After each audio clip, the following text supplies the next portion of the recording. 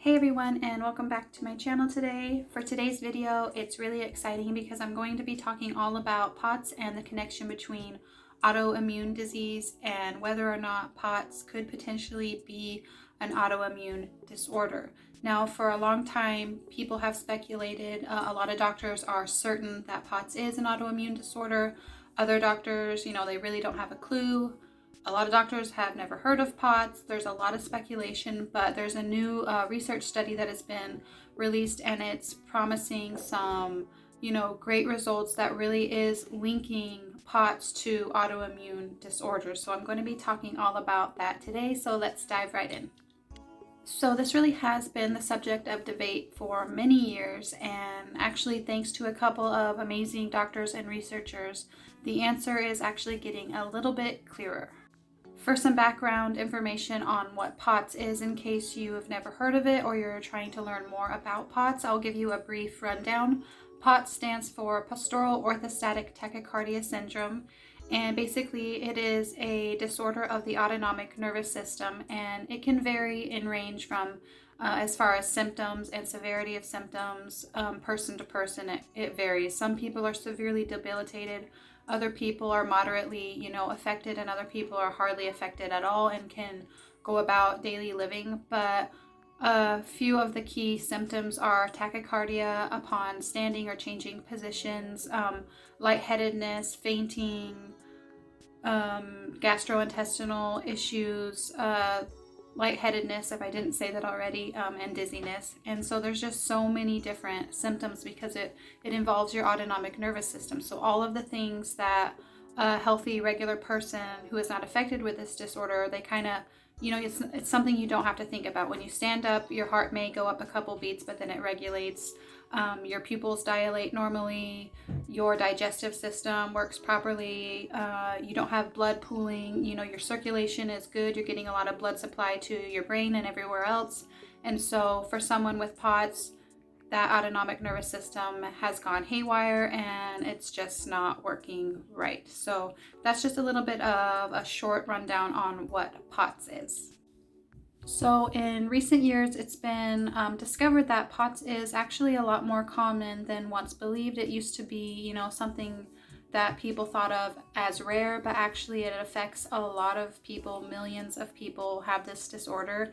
It's still quite a mystery, not only to the patients, but to the doctors. Like I said in the outset, many doctors have never even heard of POTS. A lot of doctors have even questioned whether or not it's something that even exists. I've even heard recently of someone experiencing that in the ER, where they were told that it's not even a real disease. So it's still met with much speculation, but it is a real, true disorder. And because of this new research that's being done, it's bringing more awareness to it and more research so that we can potentially find ways of treating it. And to complicate things even more, not only is it kind of a mysterious illness and the treatment is kind of like, oh, I don't know what we do here, there's also not a laboratory or diagnostic test to show that one does in fact have POTS for sure. There's no blood test that you can take or any other diagnostic test that's going to give you a direct or an answer that yes, you do absolutely have POTS, and maybe this is why. And to add to that, there is actually no FDA approved treatment for POTS and certainly no cure for POTS.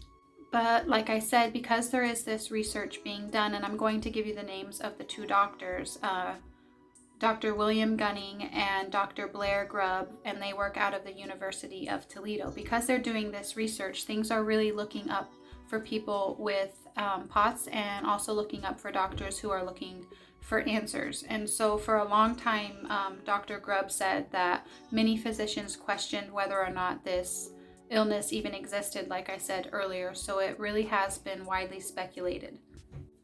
Dr. Grubb has actually been studying POTS and treating patients with POTS for over 30 years, and he feels like they're getting closer and closer every day to proving his theory that POTS is in fact an autoimmune disorder. One of the things that Dr. Grubb and Dr. Gunning are doing is they're actually taking patients' blood, POTS patients' blood, and they're examining the plasma for autoantibodies and inflammatory markers. And so they actually have a respective study of 34 POTS patients that they're taking these samples from, and they're finding significant data that's showing an elevation of at least 5 different inflammatory markers characteristic of someone with an autoimmune disorder. So that is a huge finding.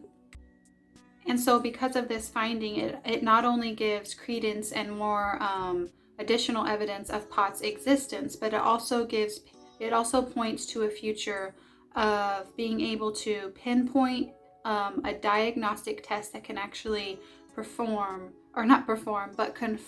POTS, which is really exciting because, as I said, right now there is no diagnostic test for it.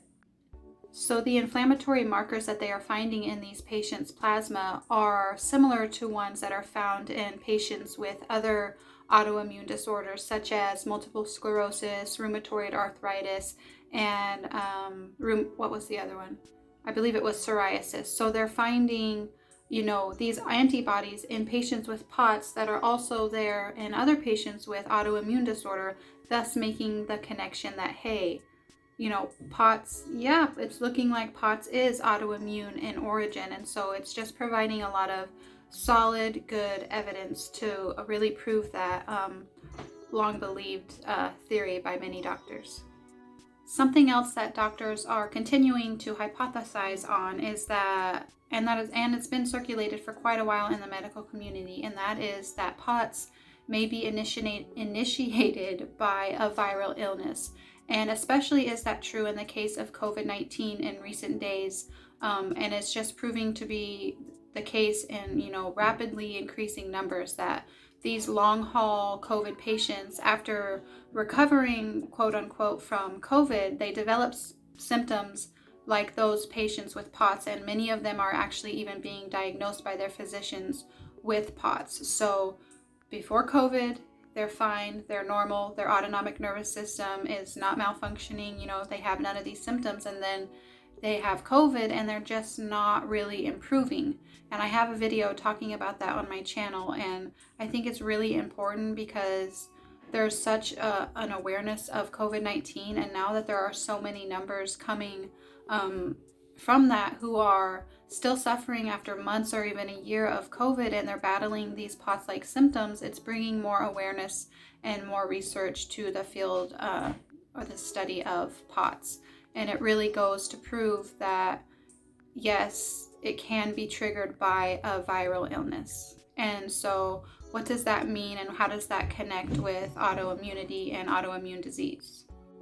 So doctors are finding, and what they're believing is that these viral illnesses are starting kind of like this cascade of chemicals in the body, and they're being produced by the immune system in the development of these autoantibodies. So it's all related, and all this research is really promising because, additional research is of course needed, but it really points to a future of hope and of more enlightenment and more knowledge on where to go from here.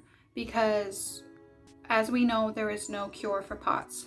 As we know, the treatment for POTS is kind of sketchy. For one person, maybe upping your salt really works, or compression hose or certain medications that are being used off-label will help some people, but not everyone. So by being able to pinpoint whether or not this is an autoimmune disorder, then researchers and doctors can then pinpoint certain treatments to, target these autoantibodies and thus treat the patient in the right way and really treat the underlying condition. And so that's really exciting. I think that it brings a lot of hope to me and for others, any type of research that's being done in POTS. And this is such advanced research, and these doctors are so dedicated, and I'm sure there are more out there, and it's becoming more and more prevalent, especially with, like I mentioned, COVID-19. More and more doctors are seeing POTS in their offices, and that's only going to bring more awareness and more research. And so going forward, I'm just going to continue to remain hopeful, and I encourage you to do the same. Of course, we have to be realistic, but this is really a good thing. And yeah, it's just providing doctors with more and more insight as to why this happens. And when you figure out why something's happening, you can then target those inflammatory markers in the body and, you know, create a effective form of treatment. So that's what I wanted to share with you guys today. I'm going to link in the description box the resource, this article that I found, and the research that I found regarding this, and check it out. Yeah, I guess that's the end of this video. I hope you guys are having a great week, great weekend whenever you're watching this, and I'll see you in the next one. Bye.